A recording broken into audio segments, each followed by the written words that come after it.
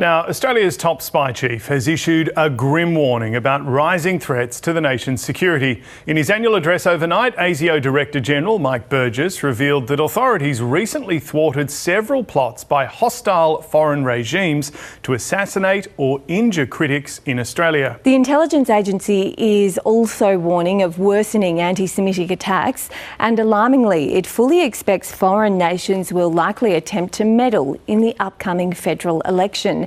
Our political reporter Tom Lowry joins us now from Parliament House. Good morning, Tom. Some pretty extraordinary details coming out from the ASIO chief's speech last night.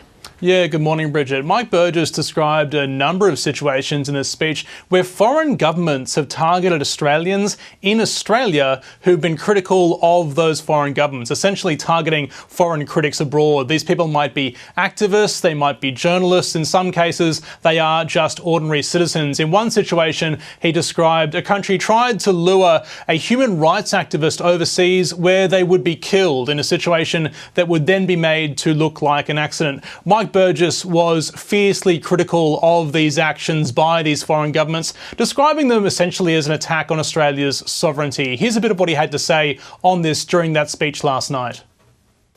More recently, last year in fact, ASIO's intelligence indicated a different hostile foreign intelligence service wanted to harm and possibly kill one or more individuals on Australian soil. Working with our international partners, we determined this plot was part of a broader effort by the regime to eliminate critics of the foreign government around the world, activists, journalists, ordinary citizens. The regime considered them opponents. We would call them human rights advocates. Again, ASIO disrupted the Australian part of the operation at an early stage.